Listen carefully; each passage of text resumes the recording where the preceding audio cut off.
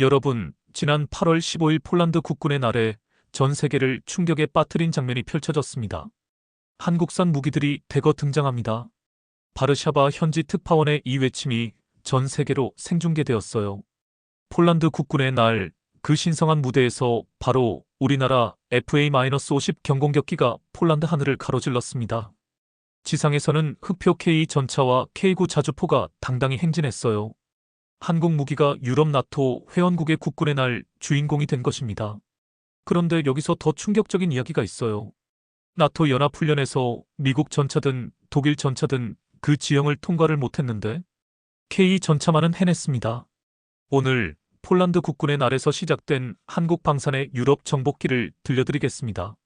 여러분, 지난 8월 15일 폴란드 국군의 날에 전 세계를 충격에 빠뜨린 장면이 펼쳐졌습니다. 2024년 중반 폴란드는 한국과의 방산 협력을 더욱 확대하기로 결정했습니다. K 전차뿐만 아니라 K9 자주포, 천무 로켓 시스템, FA-50 경공격기의 현지 생산도 단계적으로 추진하기로 한 거죠. 특히 K9 자주포의 경우 폴란드가 자체 개발한 크라프 자주포의 기반이 되고 있어요. K9의 차체를 활용하되 포탑은 폴란드가 독자 개발한 것으로 이는 한국과 폴란드의 기술 융합 사례로 평가받고 있습니다. 이런 성과들이 나토 내에서도 주목받기 시작했어요. 나토는 현재 국방비 지출을 2배 이상 늘린다는 계획을 갖고 있는데 이 과정에서 한국 무기 체계가 중요한 역할을 할 것으로 예상됩니다. 옌스 스톨텐베르그 전 나토 사무총장은 폴란드의 한국 무기 도입은 나토 전체의 상호 운용성과 방어력 강화에 기여하고 있다며 긍정적으로 평가했어요. 2024년 하반기 유럽의 안보 상황이 더욱 복잡해지기 시작했습니다.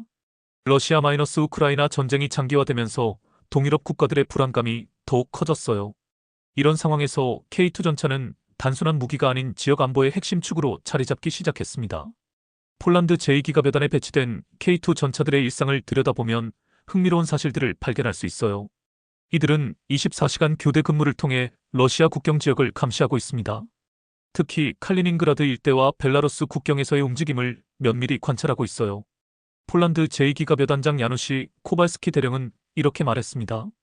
K2 전차의 첨단 감시 장비 덕분에 우리는 국경 너머 50km까지 상황을 파악할 수 있게 되었습니다. 이는 기존 장비로는 불가능했던 능력이에요. 실제로 K2 전차에 탑재된 3세대 열상 장비와 전장 관리 시스템은 폴란드군의 정보, 수집 능력을 획기적으로 향상시켰어요. 이 정보들은 나토 정보망과도 실시간으로 공유되고 있습니다. 그런데 여기서 주목할 점이 있어요. 폴란드가 K2 전차를 단순한 방어용이 아닌 공세적 억제력으로 활용하고 있다는 겁니다. 폴란드군은 K2 전차의 뛰어난 기동성을 활용해 신속 배치 훈련을 정기적으로 실시하고 있어요. 2024년 9월에 실시된 방패 24 훈련이 대표적인 예입니다. 이 훈련에서 K 전차 부대는 경보 발령 후 2시간 이내에 지정된 위치로 이동 배치되는 능력을 보여줬어요. 이는 기존 전차로는 4시간 이상 걸리던 작업이었습니다. 훈련을 참관한 나토군 관계자들은 K 전차의 신속 배치 능력에 크게 놀랐다고 해요. 특히 야간 기동 능력과 험지 통과 능력이 인상적이었다고 평가했습니다. 하지만 K2 전차 도입 과정에서 예상치 못한 정치적 논란도 있었어요. 2024년 가을 폴란드 총선을 앞두고 야당에서 한국 무기 도입을 정치적으로 이용하려는 시도가 있었거든요. 야당 지도부는 검증되지 않은 아시아 무기에 의존하는 것이 과연 옳은가라며 의문을 제기했어요. 특히 FA-50 경공격기의 무장 시스템 문제를 거론하며 한국 무기 전체에 대한 의구심을 키우려 했습니다. 그런데 이런 비판에 대해 폴란드 국민들의 반응은 의외였어요. 여론조사 결과 폴란드 국민의 78%가 한국 무기 도입을 지지한다고 나왔거든요. 특히 젊은 층에서는 지지율이 85%에 달했습니다. 바르샤바 대학 정치학과 아담 노바크 교수는 이런 현상을 이렇게 분석했어요. 폴란드 국민들은 한국을 성공한 민주주의 국가로 인식하고 있어요. 분단 국가에서 경제 강국이 된 한국의 경험이 폴란드 국민들에게 깊은 인상을 준 것 같습니다. 2024년 10월 중요한 행사가 열렸습니다. 폴란드 남부 실레지아 지역에서 현대로템 폴란드 공장 기공식이 열린 거예요. 이 공장은 2026년부터 K2PL 전차를 생산할 예정입니다. 안녕하세요. 저는 김현우입니다. 2024년 8월 15일 폴란드 수도 바르샤바에서 펼쳐진 장면을 기억하시나요? 그날은 폴란드 국군의 날이었습니다. 필수드스키 광장에는 약 2,500명의 장병들과 220여 대의 군용 차량이 도열했고 이날 군사 퍼레이드에서 전 세계의 시선을 사로잡은 것은 다름 아닌 우리나라 무기 체계들이었습니다. 폴란드 하늘을 가로지르는 FA-50 경공격기가 첫 번째로 등장했습니다. 한국 항공우주산업에서 제작한 이 전투기는 폴란드 공군에 납품된 첫 번째와 두 번째 기체였죠. 조종사들이 완벽한 편대 비행을 선보이며 바르샤바 상공을 누볐습니다. 이어서 지상에서는 더욱 인상적인 장면이 펼쳐졌습니다. 흑표라고 불리는 K2 전차가 당당한 모습을 드러낸 것입니다. 현대로템에서 제작한 이 최신의 전차들은 폴란드군 전차병들의 경례를 받으며 광장을 행진했습니다. 그 뒤를 K9 자주포가 따랐고 가장 눈에 띄었던 것은 다연장 로켓 시스템 천무였습니다. 폴란드식 이름인 호마르-K로 불리는 이 무기는 작년 퍼레이드에서는 볼 수 없었던 새로운 등장이었습니다. 놀랍게도 미국의 하이마스보다 먼저 소개되었다는 점에서 폴란드가 한국 무기에 얼마나 큰 신뢰를 보내고 있는지 알 수 있었습니다. 카롤 나브로츠키 폴란드 대통령의 발언이 이날 가장 주목받았습니다. 그는 이례적으로 K2 전차를 직접 언급하며 한국산 K2 전차가 폴란드에 도착한 것은 매우 다행입니다. 하지만 여기서 멈출 수는 없습니다. 지금 우리에게 필요한 K2 전차 1000대를 확보해야 합니다라고 말했습니다. 폴란드 대통령이 특정 무기 체계를 공개석상에서 언급하는 것은 매우 이례적인 일이었습니다. 2022년 2월 24일 러시아가 우크라이나를 침공했습니다. 이 사건은 유럽 전체의 안보 지형을 완전히 바꿔놓았습니다. 특히 러시아와 국경을 맞댄 폴란드는 큰 충격을 받았습니다. 폴란드는 역사적으로 러시아로부터 수차례 침공을 당한 경험이 있었기 때문입니다. 우크라이나 전쟁이 발발하자 폴란드는 즉시 우크라이나를 지원하기 시작했습니다. 자국이 보유한 T-72 전차 수백 대를 우크라이나에 무상으로 제공했는데 이는 소련제 무기에 익숙한 우크라이나군이 바로 사용할 수 있는 장비들이었습니다. 그런데 문제가 생겼습니다. 폴란드가 우크라이나에 무기를 지원하면서 자국의 방어력에 공백이 생긴 것입니다. 특히 기갑 전력이 크게 줄어들었습니다. 러시아의 위협이 현실화된 상황에서 자국 방어를 위한 새로운 무기가 시급했습니다. 폴란드 정부는 긴급히 무기 도입을 검토하기 시작했지만 큰 난관에 부딪혔습니다. 미국의 M1 에이브람스 전차는 2024년 이전에는 공급이 어려운 상황이었고 독일의 레오파르트 2 전차도 마찬가지였습니다. 우크라이나 전쟁으로 서방 각국의 무기 생산 라인이 포화 상태에 이르렀기 때문입니다. 이런 상황에서 폴란드가 주목한 것이 바로 한국이었습니다. 한국은 몇 가지 독특한 장점을 갖고 있었습니다. 첫째, 활성화된 생산 라인을 보유하고 있어 빠른 납품이 가능했습니다. 둘째, 높은 기술력을 바탕으로 한 고품질 무기 체계를 보유했습니다. 셋째, 기술 이전과 현지 생산에도 적극적이었습니다. 마리우시 부아슈차크 폴란드 부총리 겸 국방장관은 당시 대우크라이나 지원으로 인한 지상공 중 전력의 공백을 메꿔야 했는데 기술, 가격, 도입 시기 등을 종합적으로 고려할 때 한국의 무기 체계가 가장 적합하였다고 말했습니다. 폴란드는 러시아의 우크라이나 침공 이후 국방비를 국내 총생산의 2.2%에서 3% 이상으로 대폭 증액했습니다. 이는 나토 권고 기준인 2%를 훨씬 넘어서는 수준으로 폴란드가 얼마나 절박한 상황이었는지를 보여주는 대목이었습니다. 계약이 체결된 지 얼마 지나지 않아 놀라운 일이 벌어졌습니다. 한국의 K2 전차가 폴란드에 도착하기 시작한 것입니다. 보통 이런 대규모 무기 거래는 몇 년이 걸리는 것이 일반적인데 한국은 몇 개월 만에 첫 번째 물량을 보냈습니다. 2022년 말부터 K2 전차들이 속속 폴란드에 도착하기 시작했고 폴란드군의 열렬한 환영을 받았습니다. 폴란드군 전차병들의 첫 반응은 어땠을까요? 처음에는 약간의 우려가 있었다고 합니다. 기존에 사용하던 소련제 T-72 전차와는 완전히 다른 시스템이었기 때문입니다. 하지만 훈련이 시작되자 곧 생각이 바뀌었습니다. 폴란드 제20 기계화여단의 한 전차장은 K2는 우리가 지금까지 다뤄본 전차 중 가장 진보된 시스템입니다. 특히 사격 통제 시스템과 기동성이 놀라웠어요라고 말했습니다. K2 전차의 첫 번째 실전 배치는 2023년 초였습니다. 폴란드 동부 국경 지역, 바로 러시아 및 벨라루스와 맞닿은 최전선이었습니다. 이곳은 1939년 나치 독일이 폴란드를 침공했던 바로 그 지역이기도 합니다. 폴란드군은 K2 전차를 이 민감한 지역에 배치하면서 강력한 메시지를 보냈습니다. 우리는 더 이상 예전의 폴란드가 아니다라는 뜻이었습니다. 실제로 러시아와 벨라루스는 폴란드 국경 근처에서 K2 전차의 존재를 확인하고 상당한 경계심을 드러냈다고 합니다. 현재까지 폴란드에 인도된 K2 전차는 180여 대입니다. 이 중 일부는 이미 러시아, 벨라루스와의 국경 지역에 배치되어 폴란드군의 핵심 전력으로 활약하고 있습니다. 실제 작전 배치된 K2 전차들은 동유럽의 지정학적 긴장 상황에서 억제력 역할을 톡톡히 하고 있습니다. K2 전차의 실전 성능은 폴란드 현지에서 실시된 나토 연합훈련에서 그 답을 찾을 수 있습니다. 현대로템 유럽 지사장 서준모 전무는 당시 상황을 이렇게 전했습니다. 폴란드 현지에서 나토 연합훈련을 했습니다. 겨울에서 봄으로 가면서 땅이 녹는데 진흙 같은 성분의 토양이었어요. 미국 전차든 독일 전차든 따라와야 되는데 그 지형을 통과를 못했어요. 하지만 K2 전차는 달랐습니다. 한국의 독특한 지형 특성을 고려해 개발된 K2 현수 장치는 지형에 따라 차체 높이와 자세를 자동으로 조절할 수 있어 다른 나토 전차들이 포기한 지형에서도 문제없이 기동할 수 있었습니다. 이 훈련 결과는 나토 내에서 큰 화제가 되었습니다. 독일과 미국의 주력 전차들이 통과하지 못한 지형을 K2가 무난히 돌파한 것이니까요. 또한 사격 통제 시스템의 정확도가 인상적이라고 평가받았어요. 이동 중 사격에서도 높은 명중률을 보여줬습니다. 하지만 K2 전차 도입 과정이 모두 순탄했던 것은 아닙니다. 일부 폴란드 정치권에서는 왜 검증되지 않은 아시아 전차를 도입하느냐는 비판이 나오기도 했습니다. 그런데 2023년 중반 이런 비판들을 일축시키는 놀라운 사건이 벌어졌습니다. 폴란드 동부 지역에서 실시된 대규모 합동훈련에서 K2 전차가 압도적인 성능을 보여준 것입니다.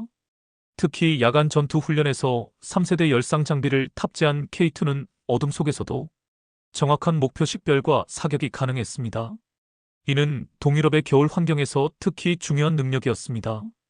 폴란드군 제16기계화 사단장은 K2 전차는 우리의 기대를 뛰어넘었습니다. 특히 혹독한 겨울 조건에서도 안정적인 성능을 보여줬어요. 이제 우리는 어떤 위협에도 대응할 준비가 되었습니다라고 평가했습니다. 2024년 5월 폴란드 국방부에서 중요한 발표가 있었습니다. 파베우 베이다 폴란드 국방부 차관이 한국을 방문해 추가 계약을 체결한 것입니다. 이번에는 천무 다연장 로켓 시스템 72대를 추가로 도입하는 2조 2천억 원 규모의 계약이었습니다. 베이다 차관은 한화 에어로스페이스 생산 현장을 직접 둘러보며 저는 한국과의 협력이 폴란드의 평화와 안보를 유지하는 데 도움이 될 것이라고 믿습니다라고 말했습니다. 하지만 더 중요한 소식은 따로 있었습니다. 베이다 차관은 현지 매체와의 인터뷰에서 국방지원 기금을 활용해 K2 전차 180대에 대한 2차 실행 계약을 연말에 체결하겠다고 밝힌 것입니다. 2026년부터는 폴란드 현지에 생산 공장을 설립하기로 했습니다. 이는 단순한 조립 공장이 아니라 핵심 부품까지 생산할 수 있는 완전한 생산 시설입니다. 폴란드 현지 생산의 의미는 매우 큽니다. 첫째, 폴란드는 자체 전차 생산 능력을 확보하게 됩니다. 둘째, 한국에게는 유럽에서 생산해서 유럽으로 수출하는 교두보가 마련되는 것입니다. 폴란드 현지 생산의 핵심은 부품 국산화율입니다. 초기에는 50% 수준에서 시작하지만 점차 70%까지 끌어올릴 계획입니다. 이를 위해 폴란드 방산업체들이 대거 참여하고 있습니다. 한편 폴란드 정부는 관련 산업 생태계 구축에도 힘쓰고 있습니다. 실레지아 지역에 방산 특화 산업단지를 조성해 한국 협력업체들의 진출을 적극 유치하고 있습니다. 이미 하나시스템, 현대위아, 두산엔진 등 10여 개 한국 기업이 폴란드 진출을 확정했습니다.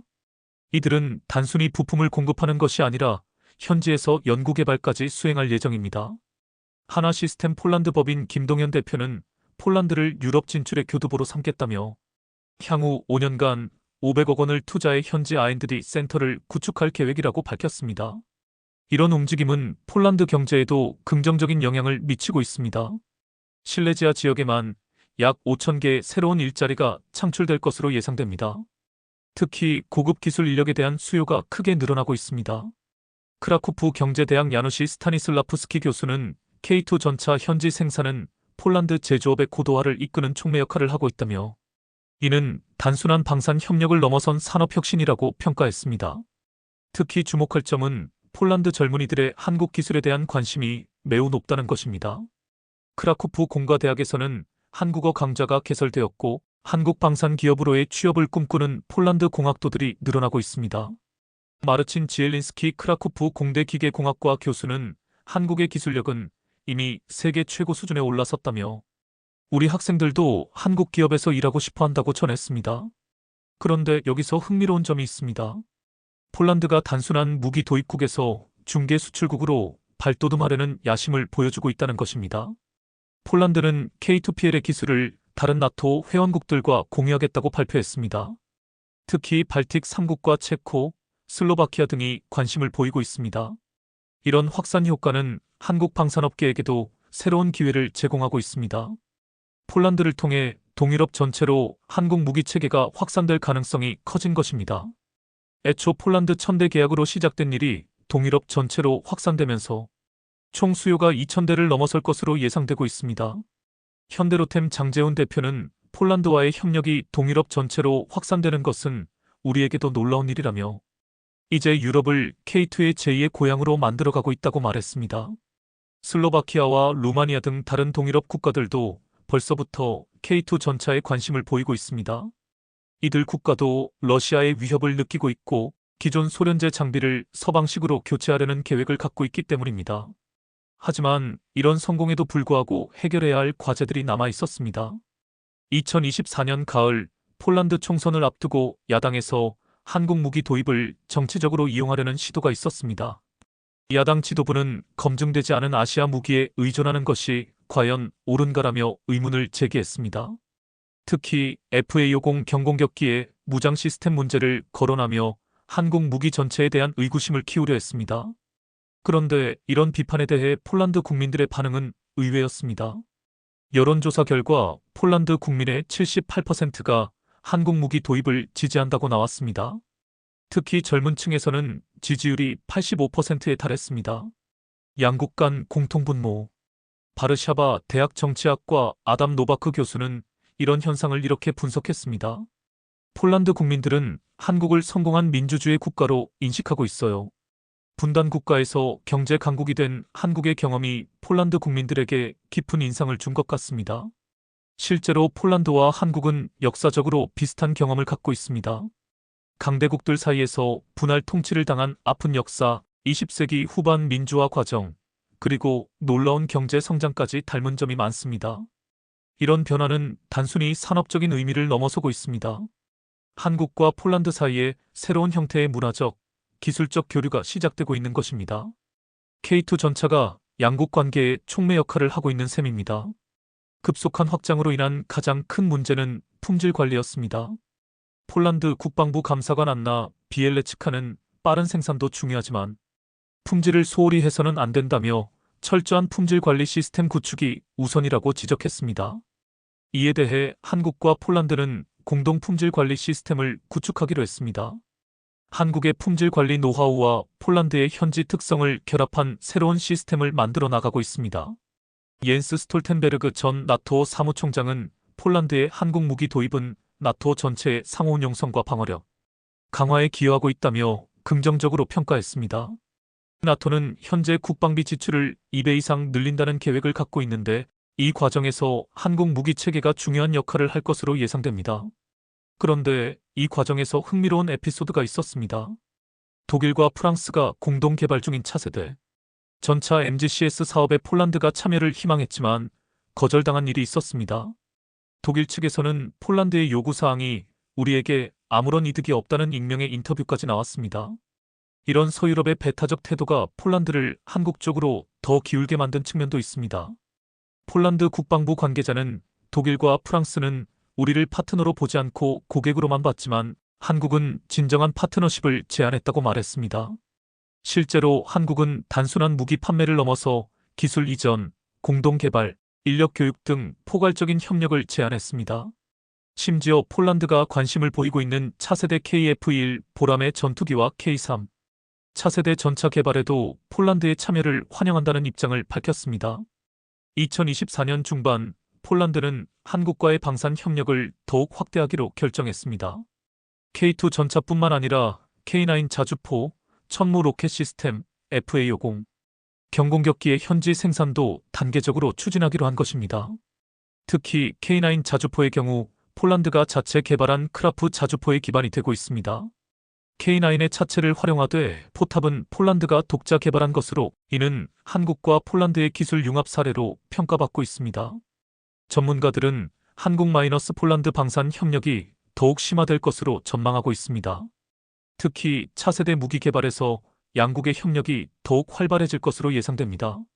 바르샤바 전략연구소 토마시 심라이트 연구위원은 K2 전차는 시작에 불과하다며 앞으로 양국은 우주, 사이버, AI 등 미래 전장에서도 함께 협력할 것이라고 전망했습니다.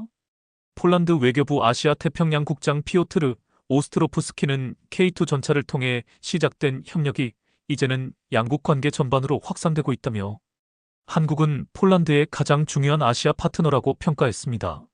실제로 양국은 방산 협력을 넘어서 IT, 원자력, 신재생에너지 등 다양한 분야에서 협력을 확대하고 있습니다. K2 전차가 만들어낸 신뢰가 다른 분야로 확산되고 있는 것입니다. 2025년 1월 현재 폴란드의 K2 전차 도입은 한국 방산업계의 유럽 진출, 대성공 사례로 평가받고 있습니다. 단순한 무기 수출을 넘어서 기술 협력, 현지 생산, 지역 방어 네트워크 구축까지 이어진 종합적 성공입니다. 이 성공의 핵심 요인들을 정리하면 다음과 같습니다.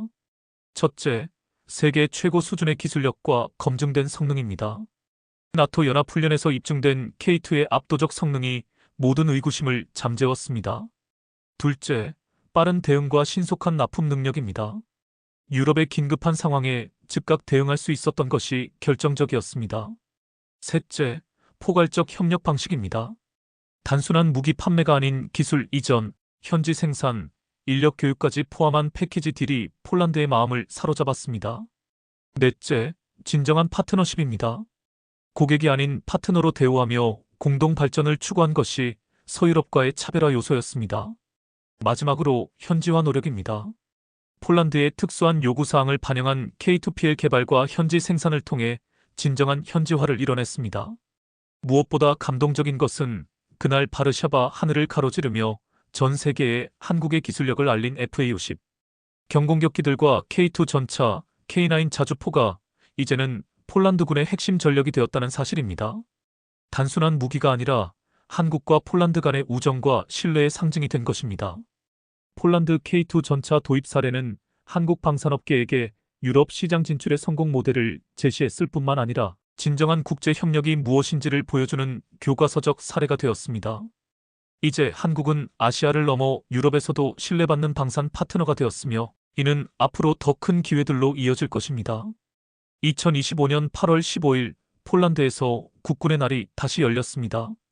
작년 그 극적인 순간으로부터 정확히 1년 후죠.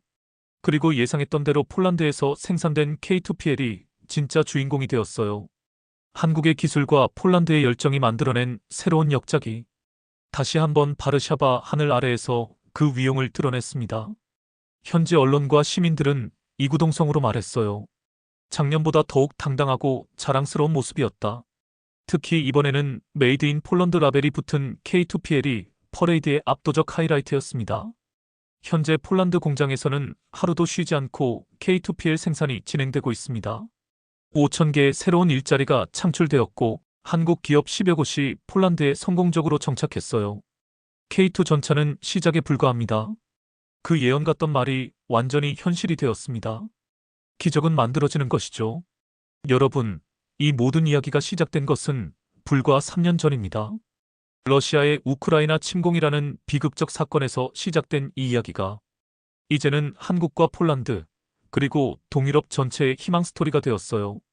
독일 전차도 미국 전차도 포기한 그 진흙탕을 한국의 K2가 유유히 뚫고 지나간 그 순간, 그리고 2025년 8월 바르샤바 하늘에서 다시 한번 울려 퍼진 그 목소리. 폴란드산 한국 기술 무기들이 대거 등장합니다. 이번에는 단순한 한국산 무기가 아니었습니다. 한국과 폴란드가 함께 만든 희망의 무기들이 당당히 등장했어요. 이것이 바로 K2 전차로 시작된 새로운 전설입니다. 그리고 이 전설은 계속됩니다. 후속 이야기가 궁금하시다면 구독, 좋아요, 알림 설정 부탁드려요.